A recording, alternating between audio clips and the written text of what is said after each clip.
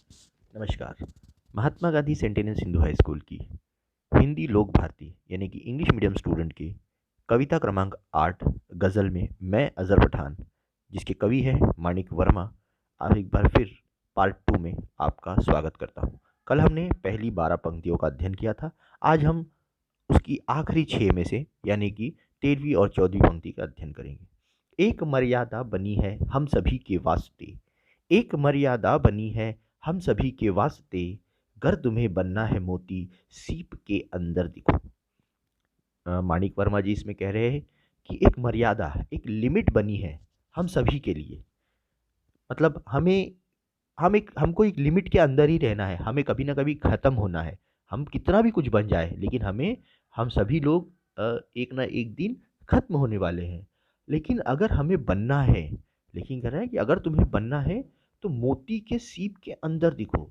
मोती का सीप आप सभी को पता है, जो मोती का जो सीप होता है उसके अंदर जो चीज़ होती है वो चीज़ कभी नष्ट नहीं होती। यानी तुम्हारा दिल अगर साफ़ है, अगर तुमने दिल से कोई अच्छा काम किया है, तो भले ही तुम ख़त्म हो जाओ, लेकिन वो चीज़ हमेशा तुम्हारे दिल के इसके अंदर रहेंगी। ऐसा कवि यहाँ पर बता रहे हैं कि एक मर्यादा बनी है हम सभी के वास्ते, गर तुम्हें बनना है मोती सीप के अंदर दिखो। यहाँ पे कवि कह रहे हैं कि अगर तुम्हें कुछ बनना है तो मोती के सीप के अंदर दिखना पड़ेगा तुम्हें।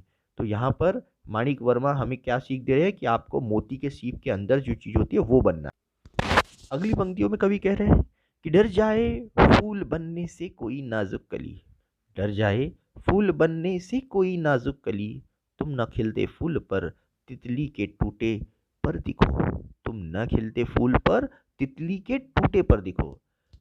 यहाँ पर कवि कह रहे हैं कि कई बार जो नाजुक कली होती है वह फूल बनने से घबरा जाती है। क्यों?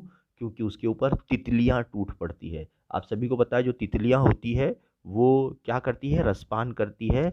वह फूलों का जो उनका रस होती है वह उसका आस्वादन करती है, वो चखती है। तो कई बार जो कलियाँ होती है वो डर जाती है, वो सोचती है कि हम बन के क्या आ गए, हमको किसी का भोजन बनना है। तो यहाँ पर कवि कह रहा है कि अगर तुमको बनना है, अगर तुमको टूटना है, तो ऐसे तितली बनो जो न खिलते फूल, यानी जो फूल खिलते ही नहीं है, जो मतलब मुरझाए हुए फूल है। अगर तुम्हारे अंदर उतनी शक्ति है, तुम्हारे अंदर ये कुछ शक्ति है, तो क्या करो, एक न खिले हुए फूलों पर जाकर उसका आस्वादन करो। यहाँ पे यानी कि कवि हमारे साथ कंपैरिजन कर रहा है कि किसी कमज़ोर के ऊपर में उसके ऊपर में प्रहार मत करो। अगर तुम्हारे अंदर शक्ति है, तो जो निर्जीव सा हो गया है, मतलब जो बहुत अब जिसकी कोई संभावना नहीं, ऐसे काम करो, यानी असंभव कार्य करने का प्रयास करो। इस कविता की आखिरी पंक्तियों में कवि कह रहे हैं, कोई ऐसी शक्ल तो मुझको दिखे इस भीड़ में, कोई ऐसी शक्ल तो मुझको दिखे इस भीड़ में, मैं जिसे देखूं उसी में तुम मुझे अक्सर दिखो। कोई ऐसी शक्ल तो मुझको दिखे इस भीड़ में, मैं जिसे देखूं उसी में तुम मुझे अक्सर दिखो। यहाँ पर कवि कह रहे हैं कि भीड़ में जब हम देखते हैं लोगों को, तो अ, सभी के चेहरे अलग अलग नज़र आते हैं, सभी के सभी उसमें अलग अलग नज़र आते हैं। लेकिन भीड़ में कोई एक ऐसा चेहरा होना चाहिए कि जो आपकी सहायता कर सके। आपकी परेशानियों के समय भीड़ में बहुत लोग चिल्लाते कि हाँ हम भी मदद करेंगे, हम भी मदद करेंगे। लेकिन जब वास्तव में परेशानी आती है तो भीड़ में, यानी सफलता के समय भीड़ नज़र आती है बेटा। लेकिन जब परेशानियाँ आती है, परेशानियों में कोई भी पीछे खड़े नहीं होता है। तो कवि कह रहे कि मैं जिसे देखूँ उसी में तुम मुझे अक्सर दिखो। मतलब अपने अक्स को, अपनी चीज़ को, कवि चाह रहे कि मैं उसको देखूँ जो मेरी परेशानियों में, मेरी प्रॉब्लम में मेरे साथ खड़े हो। तो भीड़ में कवि नहीं चाह रहे कि भीड़ में मुझे सब दिखे, कोई ऐसी शक्ल तो मुझको दिखे इस भीड़ में। मतलब कोई तो वैसा ही रहना चाहिए इस बड़ी दुनिया में कि जब भी मैं बुलाऊँ, जब भी मैं परेशानी में हूँ, जब भी मैं किसी को कॉल करूँ तो वो मेरे लिए आए। मतलब मुझे भीड़ नहीं चाहिए, मुझे एक इंसान चाहिए। बोलते हैं कि हज़ार लोगों से एक सच्चा दोस्त। अगर आपके हज़ार दोस्त हैं, लेकिन अगर उसमें से एक सच्चा दोस्त, तो एक सच्चा दोस्त आपके हज़ार दोस्तों के काम आता है। तो यहाँ पर कवि भी वही कह रहे हैं कि भीड़ में मत जाओ, भीड़ की दोस्त, भीड़ को मत बनाओ, सिर्फ एक ही व्यक्ति को बनाओ जो तुम्हारा सच्चा साथी बने। तो ये थी कविता गज़ल मेरी इबादत। अब हम इस कविता में स्वाध्याय देखेंगे, किस तरीके से आपको स्वाध्याय करना है। जैसे गज़ल की पंक्तियों का तात्पर्य है, इसमें आपको कविता का अर्थ लिखना है। जैसे नींव के अंदर दिखो, नींव के अंदर दिखो, कौन कहता है कि स्वर्णिम शिखर बनकर दिखो। अगर दिखना है तो नींव के अंदर दिखो। तो इस कविता में कवि हमसे कह रहे हैं कि आप शिखर पर मत बनो, ऊंचाई पर मत जाओ। ऊंचाई पर जाने के बिना कवि कह रहे हैं कि हमको हमारा बेस, यानी कि हमको हमारी बुनियाद जो है, हमारी नींव जो है, बुनियाद जो है, उसको ज़्यादा मजबूत बनाना चाहिए। बेस अगर आपका स्ट्रांग होगा तो आप धीरे धीरे ऊपर, मतलब आप सफलता की शिखर पर खुद ब खुद चढ़ते चले जाओगे। जैसे जैसे बेस पक्का करते जाओगे, खुद ब खुद शिखर बनता चला जाएगा। उसके बाद दूसरे क्वेश्चन में कर रहा है कि आईना बनकर देखो। आईना बनकर यानी खुद के अंदर कभी हमको झांकने को करे कि पहले खुद के बारे में हमको खुद को देखना चाहिए, बाद में दूसरे को देखना चाहिए। पहले हम लोग हमेशा क्या करते हैं कि दूसरों को पॉइंट आउट करते हैं, लेकिन नहीं, हम कभी अपने आप को खुद नहीं देखते। तो ये कविता का ये अर्थ आपको यहाँ पर लिखना है। उसके बाद दूसरा प्रश्न है कि कवि मनुष्य से क्या अपेक्षाएं करता है। तो यहाँ पे आपको 2 बॉक्सेस दिए हुए हैं। पहले बॉक्स में आप लिखोगे कवि क्या अपेक्षाएं कर रहा है कि आप न्यू बनकर दिखो, ठीक है ना। दूसरा, आदमी से आदमी बनकर दिखो, मतलब कवि कह रहा है कि आप या तो न्यू बनकर दिखो, या तो आदमी बनकर दिखो, या तो फूल बनकर। इस प्रश्न क्रमांक तीसरे में आपको एक शब्द दिया हुआ है।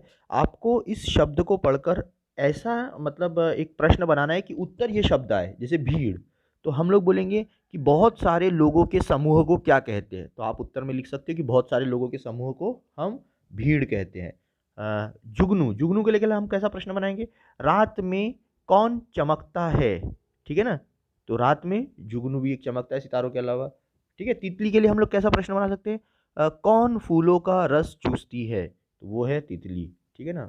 उसके बाद बारिश कहाँ से होती है, तो हम लोग उसका उत्तर दे सकते हैं आसमान। तो इस तरीके से आपको प्रश्न लिखना है, ठीक है। उसके बाद अगले प्रश्न में आप लोगों को पूछा गया है कि इससे आपने क्या जीवन मूल्य, मतलब आपको क्या सीख मिली इन कविताओं से, इन पंक्तियों से।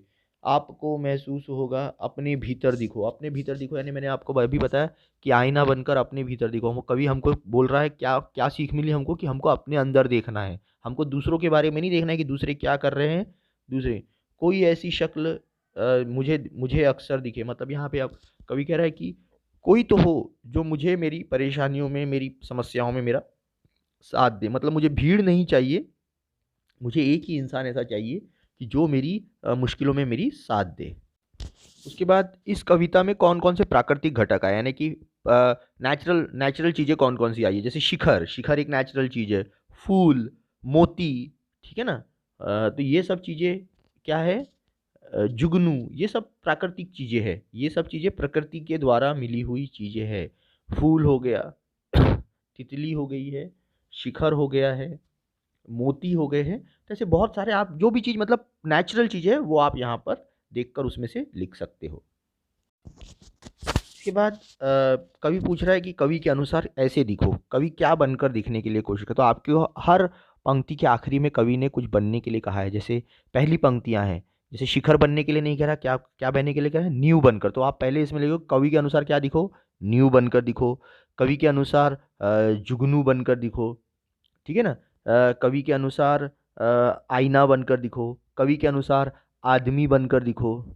कवि के अनुसार मोती के अंतर का सीप बनकर दिखो। मतलब इस तरीके से यहाँ पर आपको हर पंक्तियों में जो कवि बोल रहा है, जो जैसे मैंने आपको पहले बताया कि कवि पहले पंक्तियों में क्या बोला कि स्वर्णिम शिखर बनकर मत दिखो, न्यू बनकर दिखो।